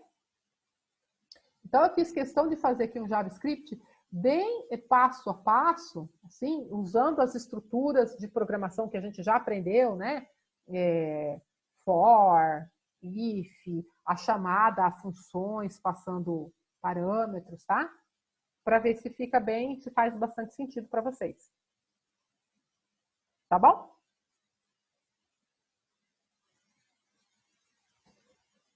E agora... Nem sei se tá bom. Deixa eu parar aqui o compartilhamento, ver se eu vejo a carinha de alguém aí. Tudo bem? Ou vocês já desistiram de mim? Ó, ainda estamos com 15 presenças aqui, tá bom. Ou estão dormindo, ou abandonaram, ou estão aí firmes e fortes comigo. Estão aí, professor. Né? E uma última funcionalidade, uma última não, acho que ainda tem bastante para mostrar. E aqui, ó, nessa... Então, aquele monta tabela que eu mostrei para vocês, ele trabalha aqui, nessa tabelinha feiozinha, né? Então, cada vez que eu chamo, por exemplo, se eu clicar aqui no ordenar por descrição, ele vai apagar essas 3 linhas que estão aqui, porque não estão na ordem que eu quero, né? Elas estão em ordem de produto. Então, ele apaga e recria com a ordem que eu quero, ó. Recria com a ordem que eu quero. Não é que ele substituiu, não. Ele arrancou as linhas e fez outras. Tá? Este botão visualizar e este botão excluir, eles não estão implementados. Porém, o alterar está. Porque entre essas 3 opções aqui, ó, visualizar, alterar, excluir, eu acredito que o alterar seja mais difícil. Tá? Porque o que acontece? clicar no botão alterar significam várias coisas. Eu tenho que ir até o banco, trazer os dados que estão lá, apresentar para o usuário, e o usuário vai mudar um ou outro dado, a depender da necessidade dele, e vai clicar no confirmar. Então, percebo que tem essa função de busca primeiro, né? Busca e apresentação, para depois ocorrer o update, por assim dizer. Então, vamos imaginar que eu clique aqui, ó, nesta primeira linha aqui, ó, macarrão. Quando eu clicar aqui no botão alterar, este formulário para alteração, ele vai ser preenchido com todos os dados daquele... A gente não tá vendo tela nenhuma. Oh, perdão. Então... Desculpa. Ó. Peraí, desculpa. Por que ele parou? Vamos lá, de novo. Desculpa. Agora sim? Eu vou repetir tudo outra vez. Aquele monta-tabela que eu mostrei há pouco para vocês, o que ele faz? Cada vez que eu clico em um desses botões aqui, ele destrói essas linhas e recria linhas de acordo com a ordenação que eu pedi. Então, por exemplo, se vocês olharem, a gente vai ver que os produtos estão em ordem crescente de descrição. Se eu clicar aqui no ordenar por preço, ele vai arrancar essas 3 linhas, porque elas não estão como eu quero, e vai criar novas linhas com a ordenação pedida. Tá vendo? Clica aqui por descrição. Então, cada vez... Não é que ele reescreve, não. Ele arranca a linha, que é um objeto, ele arranca esse objeto e cria um novo. Tá? E como eu já comentei, aqui eu coloquei 3 objetos de ação aqui, né? O visualizar, o alterar e o excluir. O alterar, ele é o mais complicado, porque ele pressupõe mostrar os dados atuais para que sejam alterados apenas aqueles que eu quiser, certo? Então, quando eu clicar... Então, o visualizar e o excluir, eu não programei, tá? Depois eu mostro onde é que vocês têm que fazer a programação deles. Mas o alterar, sim. Então, quando eu clicar no botão alterar, os dados do produto da linha onde eu estou, eles serão trazidos aqui para o formulário de alteração. Eu poderia ter aberto uma nova página, tá? Só com o formulário de cadastramento, se eu quisesse. Aí depende de como que vocês querem fazer a parte visual, tá? Mas, de qualquer forma, independentemente de como vai ficar o visual, as ações que precisam ser executadas serão as mesmas, tá? Então, eu vou clicar aqui, por exemplo, no macarrão. Olha o que acontece. Macarrão, aqui, ó, essa primeira linha, né? Código 2, macarrão, quantidade em estoque, preço de venda, tá. Então, ele trouxe aqui, ó. ID 2, macarrão, o fornecedor. Então, vejam, a gente tem aqui uma lista com 3 fornecedores. Ele trouxe selecionado o fornecedor atual do produto. Então, ele já foi lá, verificou e já selecionou na lista o fornecedor atual. Tá? Observe que a lista, né, por exemplo, quando eu vou cadastrar, ela vem com o primeiro aparecendo, né, o primeiro que eu cadastrei. No caso aqui do alteração, não, ele vem com o produto, com o fornecedor já dele. Quer ver? Ó, vamos clicar aqui no 3. Aqui, ó, o 3. Que é o refri, o fornecedor é a Magalu. Então, dependendo do fornecedor, ele já seta aqui essa lista. E aí o usuário, ele vai mudar o que ele quiser. Ah, eu quero mudar o preço. Aqui, ó. Meu refri vai ser 12,87. Vou escolher uma outra imagem para ele. Tem uma imagem de... Coloquei uma imagem qualquer e vou mandar alterar. Ó, ele está dizendo aqui que ele fez a alteração, né? E tudo bem. Se a gente mandar aqui, sei lá, ordenar de novo, ó, tá aqui, ó. Já fez a alteração que foi solicitada. Certo? Então, esse alterar, ele está implementado. Como é que foi feita a implementação dele? Tudo começa aqui nessa tabela, né? Então, vamos olhar aqui no nosso JavaScript, como é que essa tabela está implementada, né? A gente já passou por ela há pouco, mas volta aqui, ó. Estou no HTML, tá? Vamos descer aqui um pouquinho, né? Então, essa tabela aqui a gente já viu, é aquela tabela que tem os 2 botões de ordenação. Beleza, já passamos por ela. Vamos aqui para a próxima. Aqui, o que acontece? Essa table aqui, ela nasce vaziazinha, né? Mas depois, lembra que a gente chama o monta tabela? Aquela função do JavaScript monta tabela, ela cria espaços para as informações do produto. Ó, se vocês voltarem aqui, ó, a gente tem espaços para as informações do produto e espaço para esses 3 botões de ação. Só que é uma tabela criada dinamicamente, né? Porque eu não sei de antemão quantos produtos eu tenho. Então, se eu tiver 1, eu vou precisar de apenas uma linha. Se eu tiver 20, eu vou precisar de 20 linhas. Então, não tem como deixar a tabela já estaticamente construída. Ela é construída dinamicamente, dependendo da quantidade de elementos que o get devolver para mim, certo? Quem é que vê isso? É o monta-tabela, aquele método que a gente olhou agora há pouco. Então, vamos dar uma espiadinha nele? O monta-tabela. Já? Aqui. Aqui está o nosso monta-tabela. Deixa eu dar uma melhoradinha. Aqui. Então, essa linha 61 aqui, eu já comentei com vocês que ela é um for, né? Então, ele vai ficar repetindo quantas vezes forem os produtos que o get retornou para mim. O que ele faz aqui? Linha 62. Linha 62. Cria a linha da tabela. Uma linha.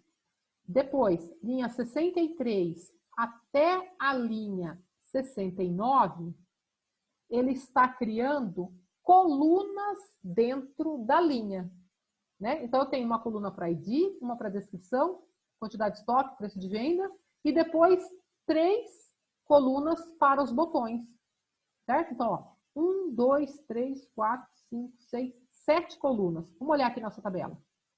1, 2, 3, 4, 5, 6, 7 colunas, certo? Então, cada vez que ele passa por ali, ele está criando essas colunas. Só que essas colunas, elas começam vazias. Vocês podem observar aqui, ó, que todas elas foram criadas da mesma forma, ó, create element td. Então, eu estou dizendo, ó, cria elementos colunas. Perfeito. Uma vez as colunas estejam criadas, da linha 70 até a linha 76, eu vou definir o conteúdo que eu vou colocar dentro de cada coluna, tá certo? E cada coluna, vocês observam que elas receberam um nome, ó. Eu tenho TD ID, TD descrição, né? E assim vai. Então, dentro do TD ID, eu vou colocar o ID do elemento, né? Só que como que eu coloco lá dentro? Usando essa propriedade aqui, ó, inner HTML, ou seja, o HTML que vai dentro do objeto. Então, eu estou colocando na primeira coluna o ID, na segunda a descrição, na terceira a quantidade em estoque, na quarta o preço de venda. Beleza, porque são valores do meu produto. Os 3 últimos são botões. Então, eu posso colocar aqui, ó, como eu fiz na linha 74, ó, o que eu escrevi aqui? Eu escrevi HTML. Tá vendo? HTML. Eu posso colocar lá dentro, entendeu? Então, qual que é o conteúdo daquela coluna? É esse HTML aqui. Então, eu quero um button, por isso que apareceu um botão lá, do tipo submit. E quando eu clicar nesse botão, ó, tem até um evento on click chamado aqui. O que vai acontecer? Eu vou chamar o método form visualizar, né? Que eu quero visualizar. E quem que eu quero visualizar? Ah, eu quero visualizar o produto cujo ID é esse, tá vendo? Então, cada linha eu tenho um ID. Esse método form visualizar eu não implementei ainda, mas ele a chamada está pronta, né? Então, eu tenho que chamar uma função que busca e mostra para mim. O alterar na linha de baixo é a mesma coisa, ó. É um button, é um submit. O evento click vai disparar o form alterar, mas eu vou alterar quem? Lembra que ele montou aquele formulário e preencheu os campinhos com todos os atributos? Como que ele conseguiu fazer isso? Porque ele sabia que eu queria alterar o produto cujo ID é este aqui, element.id. Se a gente voltar aqui, ó, se eu mandar inspecionar, vou clicar aqui, ó, vou clicar aqui nesse alterar. Ó como é que ele foi montado, ó. Submit, com clique, form alterar, e aquele element.id é traduzido para um número, tá vendo? Se eu clicar nesse botão, ele vai executar este método e ele já vai levando um parâmetro para lá, que é o 3. Eu vou mostrar esse form alterar para vocês e o que ele faz com o parâmetro que eu coloco lá dentro. Tá? Então, ó, vamos lá, vamos achar aqui o form alterar. Aqui está o form alterar, tá vendo? Deixa eu rodar aqui. Opa. Ó. Tá vendo? Function, form alterar. E aquele número 3, ele caiu aqui nesse parâmetro chamado ID produto. E o que ele faz com esse ID produto? Ele vai executar o get. Lembra que eu mostrei agora há pouco, lá na barra de endereços, eu coloquei localhost 2.8080 barra produtos barra 1 e ele trouxe o produto para gente? É a mesma coisa que ele está fazendo aqui, ó. Localhost 8080 barra produtos barra e o código. Foi. É só pedir para o Juliano fechar o microfone dele. Ah, por favor, gente. Tem um barulhinho, se der para vocês fecharem. Esqueci. Isso, beleza, obrigada. Então, ó, aqui, ó, esse executa get é o mesmo executa get que a gente tinha. O que eu mudei? Eu mudei a URL, certo? Então, ó, ele está chamando o localhost 8080 barra produtos, porque este é o endpoint lá do controller, né? Lá do produto controller.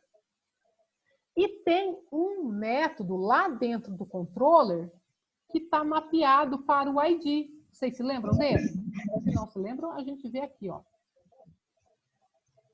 Só achar o bichinho aqui. Ainda tem um microfone aberto, pessoal. Ai, abri errado. Alô, Juliano. Deixa eu achar. Aqui, ó. Tá vendo? Este método aqui, ele está mapeado para o ID. Então, lá na URL, eu já indico o número do produto, automaticamente ele entra aqui como um parâmetro, e na hora que eu for procurar, né, find ID, eu procuro por este caminho. Tá certo? Então, vejam, era um valorzinho que estava lá no JavaScript. Eu peguei, coloquei ele dentro do parâmetro do JavaScript, chamei um método get, o método get chegou aqui no meu endpoint e conseguiu fazer o find. O retorno são todos os dados do meu produto. Tá certo? Ah, professor, é muita coisa, né? É, eu sei que é muita coisa, e é por conta disso que eu já trouxe o código montado. Ah, eu vou me lembrar de tudo isso sempre? Lógico que não. Mas à medida que você for tendo necessidade, você já sabe mais ou menos como é que você vai pesquisar, né? Você bota lá no Google e ele já vai te cuspindo respostas. O importante é entender a dinâmica, tá? Então, ó, lá no JavaScript eu acabei chamando este método aqui.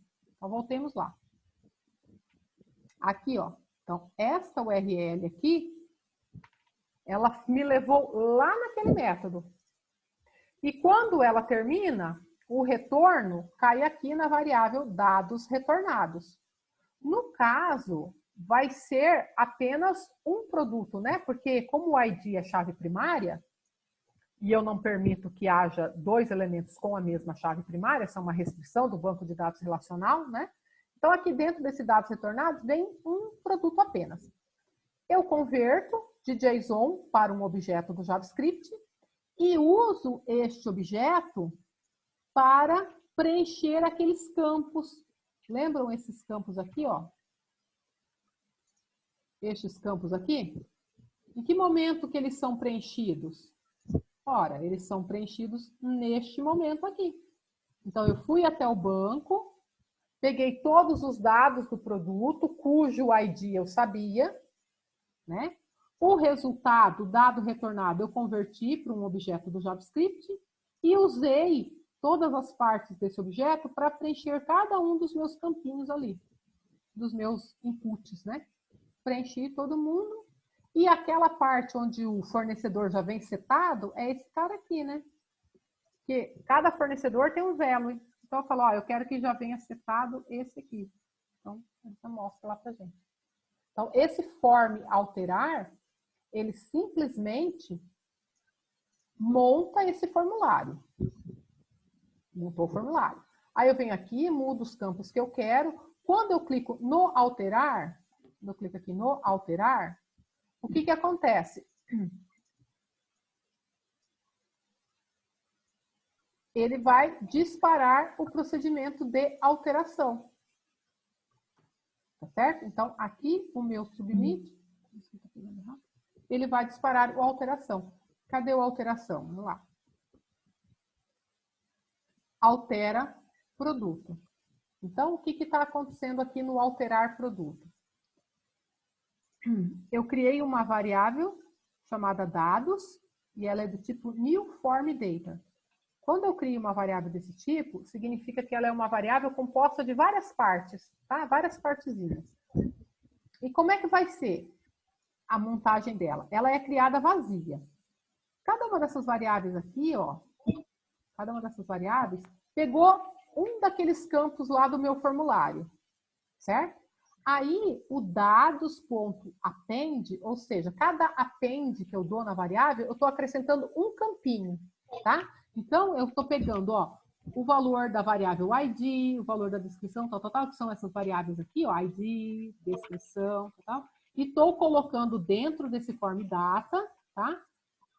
Nos campos, ó, observe que o nome dos campos aqui é exatamente o nome dos atributos lá do produto, tá? Então, eu tenho um campo, eu tenho um atributo ID, tenho um atributo descrição, um QTD estoque, um preço venda e um link imagem, certo? Tem tudo isso daqui. E vou ter também uma imagem. Lembra que tem duas partes que vão lá no inserir e no alterar, né? Eu tenho a parte que é o DTO e tenho a imagem que é gravada depois. Chamo o método update. Chamo não, né? Monto a URL primeiro, indicando o endereço do update, e chamo o executa put, porque agora eu vou fazer uma alteração, tá certo? E olha só, eu estou fazendo uma alteração, eu tenho que mandar a URL, e esses dados aqui, eles são divididos em duas partes, né? Uma parte que vai compor o DTO e uma parte que é a imagem. Então, vamos dar uma olhadinha aqui no método put, especificamente para esse caso, né? Aqui, ó. Montei um objeto request do mesmo jeito. Disse que o request é para executar uma operação put. Mandei a URL true, porque vai ser síncrono. E aqui, ó, no request header, o header, né? Eu estou dizendo que eu não coloquei content type, porque eu estou mandando múltiplos tipos de dados, né? Estou mandando uma imagem junto. Então, aqui é MIME type, isso aqui já é do HTTP, tá? E multipart form data. Então, quer dizer, eu tenho dados formatados e eu também tenho outros tipos de mídia sendo mandados. Dou um send com os meus dados e aqui, ó, esse alert é aquele alerta que aparece na tela para mim com os dados que foram atualizados. Certo? E aí a gente fechou essa partezinha aqui da alteração. Tranquilos? Muita coisa, né? Mas eu queria mostrar para vocês essas funcionalidades, esses vai e vem, a possibilidade da gente fazer vários métodos lá dentro do nosso controller, fazer alteração, fazer exclusão.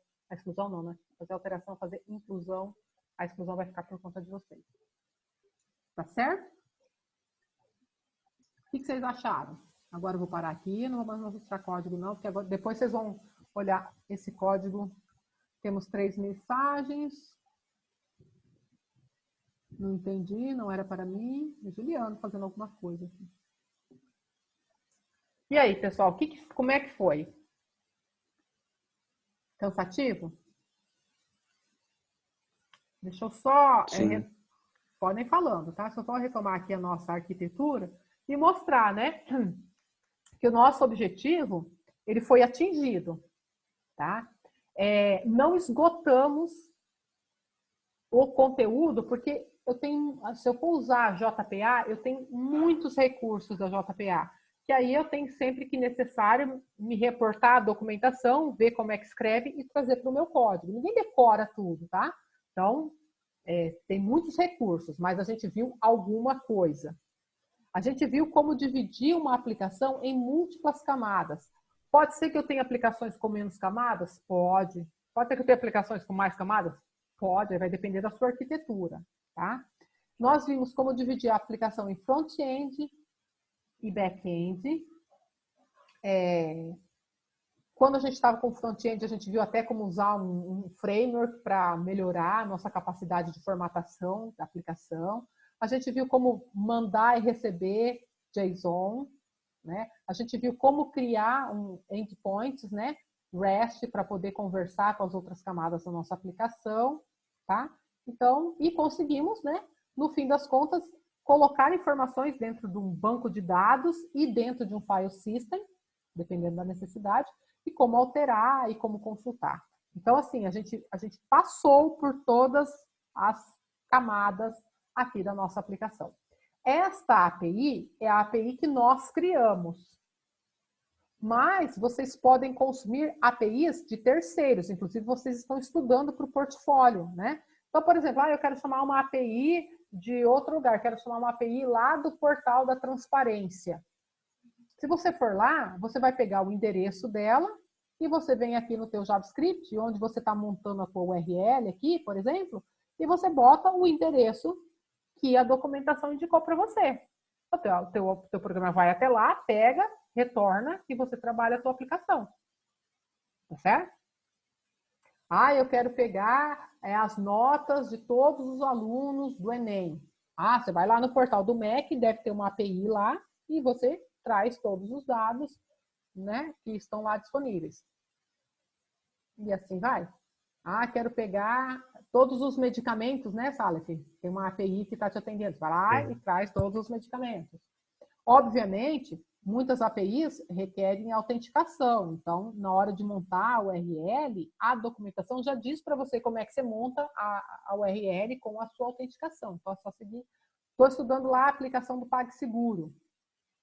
Para eu poder colocar o meu número de cartão de crédito lá, tem que ser uma conexão segura e já autenticada. Tem lá um método só para isso. Então, o procedimento é o mesmo. Quer seja a API, tenha uma API que vocês tenham criado, ou uma API de terceiros que vocês estão, né, se apropriando. Quero me integrar com web services do correio para o CEP, né? Eu dou o CEP, ele já traz o nome da rua. Vai lá no correio que deve ter a documentação da API deles em algum campo e você se integra, tá? Mas o importante, voltando aqui na nossa arquitetura, é que a gente passou por tudo isso, né? Nem parece, né? Quando eu comecei, falei, será que a gente vai? E a gente foi. Entre mortos e feridos estamos chegando aqui. Sei que vocês devem estar com muitas dúvidas, mas agora requer olhar para o código, com aquela vontade incontrolável de codificar, né? de programar, e ir desvendando os mistérios de tudo isso daí. E repetindo, não é o melhor dos códigos.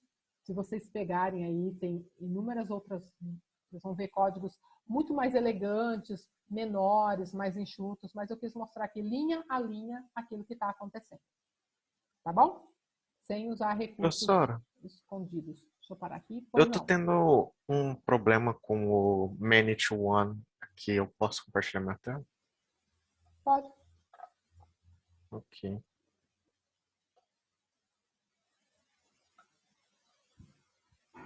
Aqui, eu criei uma tabela nova, que é a Company, que é, no caso, a companhia que está fabricando. Aí tá, eu coloquei a anotação, one to many, marked by, TXLab, que é o nome do laboratório na minha tabela. Eu quero que ele vincule com os dois. Porém, na hora de eu começar a aplicação, vai dar esse erro aqui.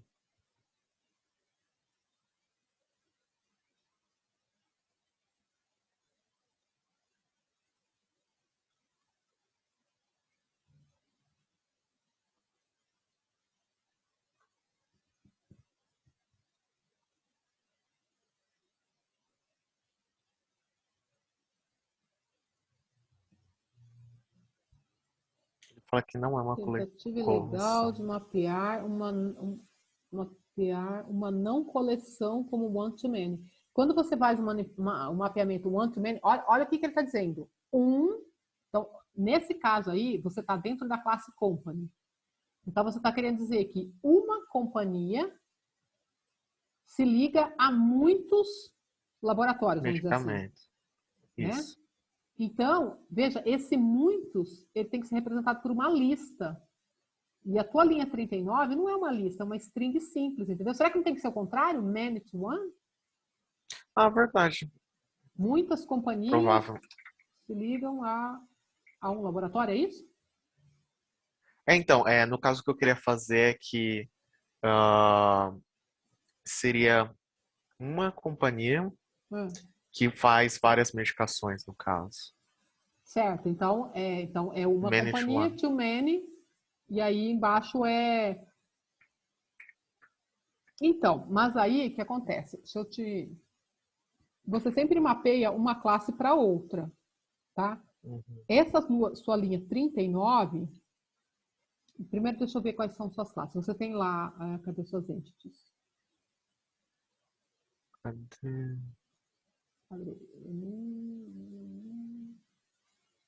Aqui, você tem As company. entidades você está falando? A company, essa mesmo.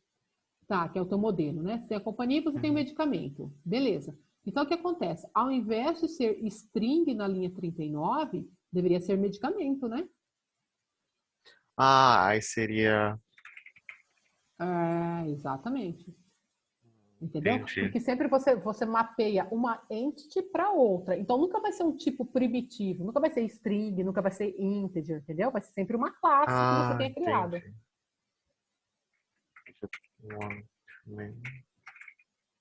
E aí, se você fizer one-to-many, você tem que fazer o seu medicamento ser uma lista. Então, vai lá, linha 39. Private, list. Vai lá. Logo depois do private, list, abre isso, fecha.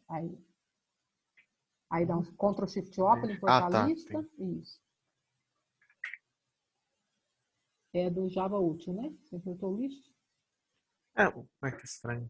Por que não... deixa eu importar aqui na mão mesmo.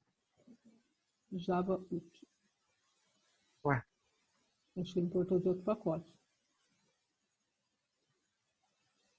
Ué, por que... Apaga essa linha aí, importa de novo. Dá Ctrl Shift O, presta atenção, aí você clica em cima do que Ctrl Shift O. Aí vai... Aí, Java útil.list. Desce, penúltimo. Aí, isso. Tá. Bom, aí, como você mudou esse atributo, né? Os set, os get e tal, embaixo vão sofrer alteração. Mas é isso, entendeu? Então, é um para muitos. Então, esse muitos, ele tem que ser uma lista. Entendi. Essa é a regrinha, tá? Essa é a lógica. Tá. Entendi agora. Obrigado, professor. Imagina. E aí, pessoal, e os demais? Como é que estão? Estão conseguindo usar alguma coisa que a gente viu nas aplicações que vocês têm que desenvolver até semana que vem? A professora só desespero aqui. Só desespero, né? Deixa eu falar uma coisinha de semana que vem, eu estava me esquecendo. Vocês têm até as 23h59 para mandar para mim, né, o link do GitHub na segunda-feira. Só que eu quero que vocês me mostrem na noite da segunda-feira que vem, cada grupo vai ter 15 minutinhos para mostrar para mim o que fez, tá? Ainda que vai fazer alguns ajustezinhos para aproveitar o resto da noite e tal, isso aqui, mas eu quero ver uma apresentação de 15 a 20 minutos de cada um dos grupos. Tá bom? Então, eu vou colocar essa observação lá no... Oi. Eu não consegui escutar direito o que a senhora falou. Você pode repetir, por favor? Não entendi o que você falou. Cortou. Eu não consegui escutar direito o que a senhora falou. Você Ah, pode então. repetir, por favor?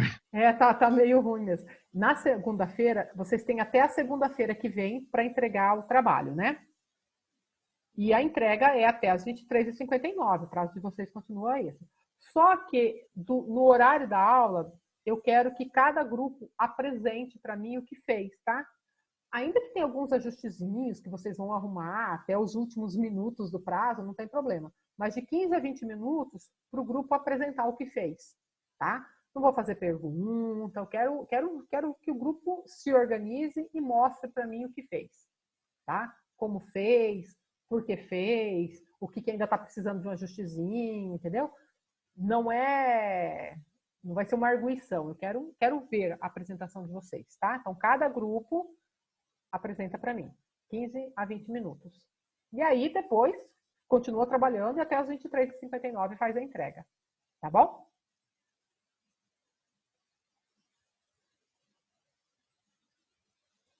Mais alguma coisa? Mais algum comentário?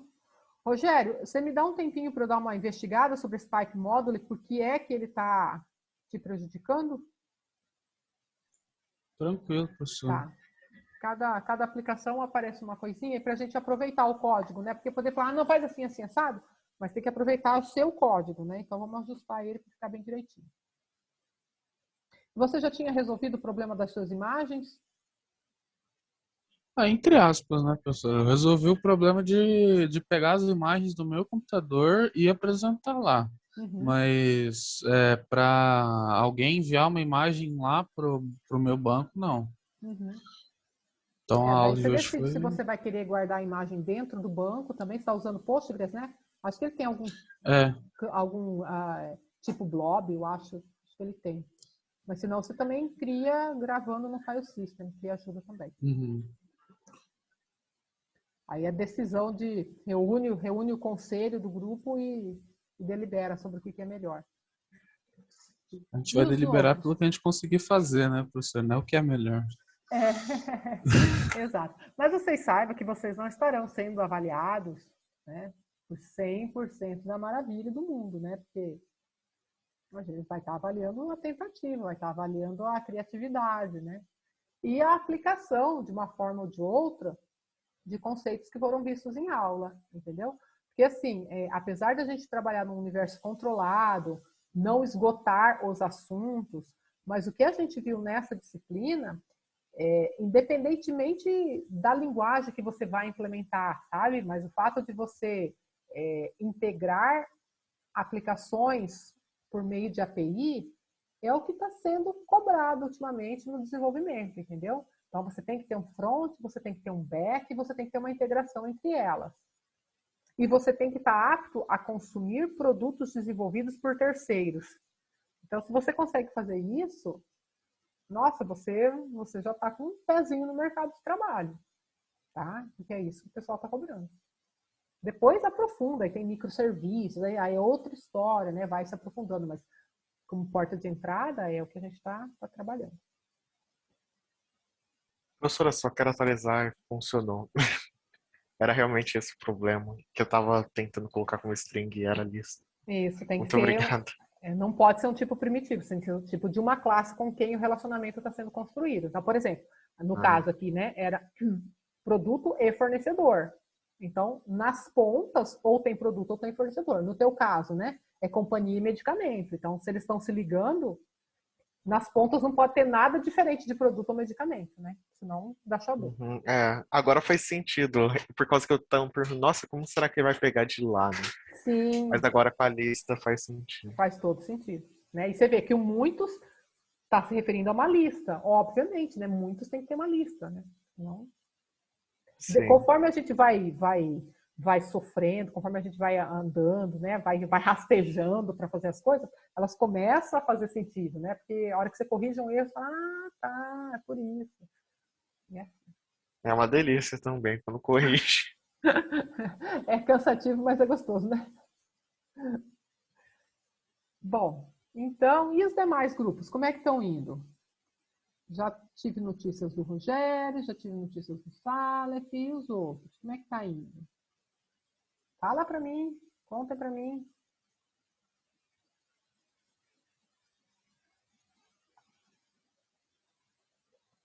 Cri, cri, cri.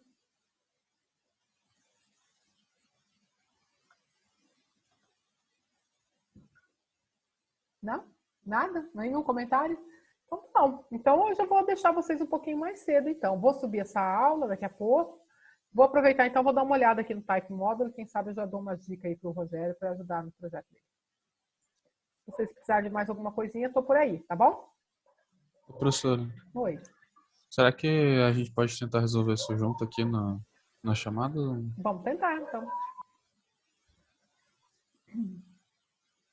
Pessoal, então se vocês estiverem satisfeitos, quiserem descansar, não se esqueçam, na segunda-feira, eu vou colocar esse lembrete lá no AVA, tá? E vou colocar no nosso grupo no WhatsApp também.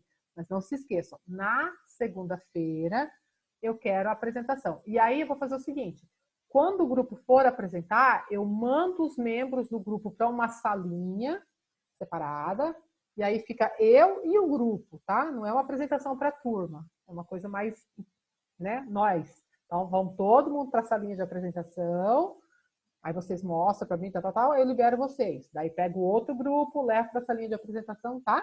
Caso vocês fiquem assim, com vergonhinha e tal, não tem problema, vai ser a apresentação do grupo e eu, tá? Beleza? Então, tá bom. Então, quem quiser descansar, sinta-se à vontade. Quem quiser ficar, fica aí.